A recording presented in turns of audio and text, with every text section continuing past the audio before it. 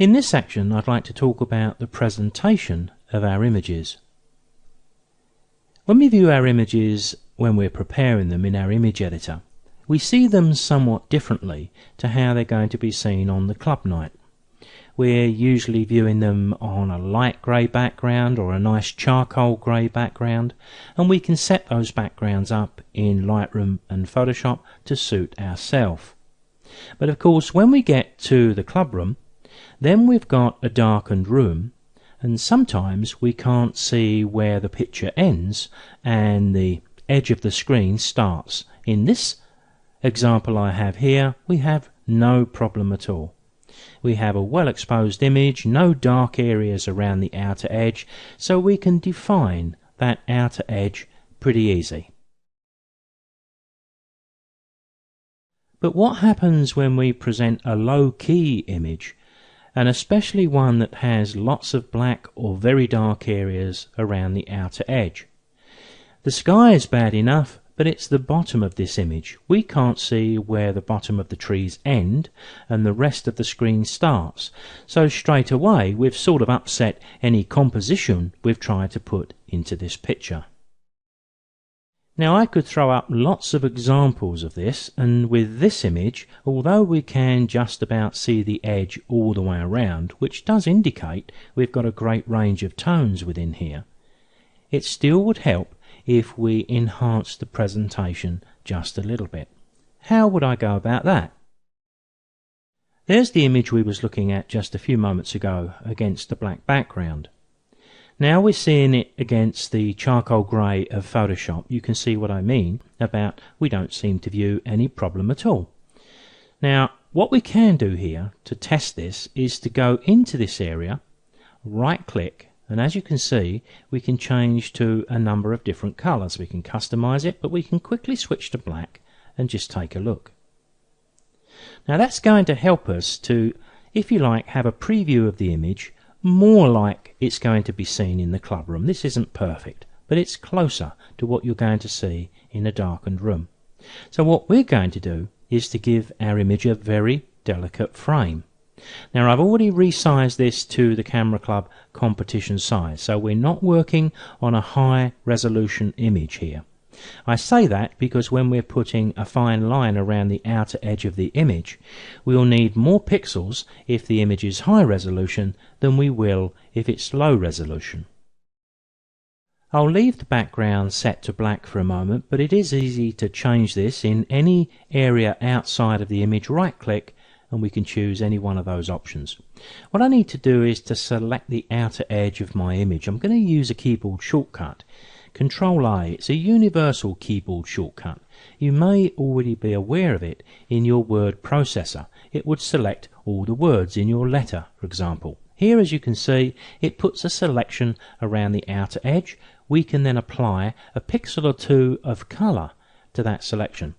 To make it a little bit easier to see what we're about to do here, and there's no real need to do what I'm about to do, but it just helps for demo purposes, I'm going to hide the selection. Control H will do that. Now, when I hit Control H, it will hide the selection. When I hit Control H again, it will reveal it. So we can toggle on and off in that way.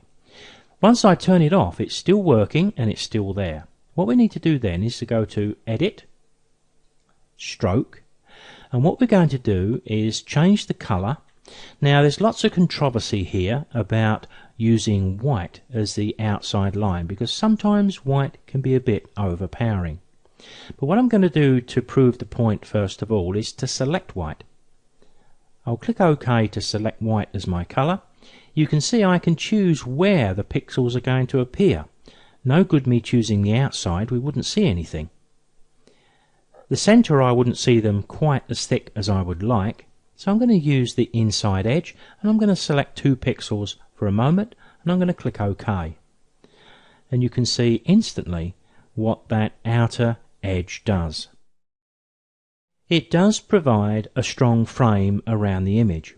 But of course, because the nature of the image is low-key-ish, and because we've got those dark areas around the outer edge, some people would say, and they'd probably be right in this instance, that 2 pixels in white is a little bit too much.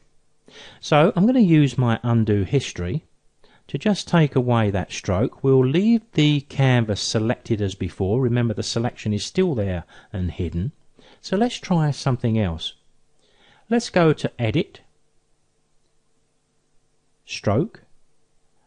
Let's drop to 1 pixel and click the color panel, and I'm going to make my line a mid-grey. Now when you see what we used before and what we're going to use now, you can almost be forgiven for thinking we're never going to see this, but in actual fact we do. But it's extremely delicate. So now we've got exactly what we need. We've got a very tiny frame around the outer edge which is defining our image, keeping our composition, but it's not overpowering the image. And of course, if you still felt that this was a little too bright, then all we've got to do is go back to Edit, Stroke, the color, drop the color down a little bit and apply it again, and we can make it slightly darker. Now when I simulate looking at the image in the club room on the competition night, I hope you'll agree we've got everything we want. We've got our frame, it's subtle, and it just presents the image nicely. Now here's the other image we was looking at, which again we're now looking at in the same way we may see it in the club room. I have applied exactly the same 1 pixel line in exactly the same colour, and although this image doesn't have any jet black areas around the edge, nevertheless the image, I think, still benefits from that very fine presentation frame. What I'm about to demonstrate here you don't very often see in camera club competition circles. And I think there's some controversy about framing images for digital presentation, but I think that's probably more to do with the fact that authors get this wrong rather more often than they get it right. What I'm going to do here is to give this image a frame, because I don't want a high key image like this to be seen quite so stark against the black background. So I do have some opportunities, but I do emphasize that these are personal tastes and personal choices. I've cropped this image, given the nature of the content, to 1920 by 1080 pixels. If I pick up my crop tool and click in there, try that again, there you can see we've got the perfect fit, virtually perfect composition, a little bit off on the bottom third, but close enough to give us good composition, particularly with the birds. But what I'm going to do is I'm going to go to my layers here. I'm going to remove the lock. I'm going to create a new blank layer, and I'm going to drag that blank layer, if I can say it, to the bottom of the layered stack. What I'm going to do now is select my image, because I'm going to make this very slightly smaller. Now I'm going to use the free transform tool. There are other ways, but let's keep this simple. Let's go to Edit, Free Transform. I'm going to go to the top of the screen and just lock the image, so when I drag in a corner toggle you can see that I've got the height and the width changing at the same rate, so I'm not distorting my image. And the reason I mentioned about using different ways to do this is because you notice that keeping the image in register, we get a thinner area at the top and bottom than we do left and right. There are ways to fix this. Now on this particular occasion I'm going to keep things simple, so I'm going to live with what I've got there and hit the tick. I'm going to pick up my move tool. In the latest version of Photoshop Creative Cloud, when I move this around it will snap to the center of the screen, so I know I'm right in the center. What I can now do is I can use that new blank layer I created. If I select it, I can use it as a background. Let's keep things simple again by flooding the background with white. White is my background color in the color picker, so Control Backspace will do that. So if I wanted to choose to present my image in that way, I can do so. But it does get quite creative, and we have to be a bit careful, because whenever we present an image we have to bear in mind that the important thing is the picture. We mustn't do anything that's going to overpower the picture. In other words, a frame can't be more fancy than the image we're showing. Okay, so the white here may be a little bit too bright. So what we could do is to sample a colour from the image, or a tone from the image, something quite pale, something down here. There it is as my foreground colour. I can now hit Alt Backspace and flood that background.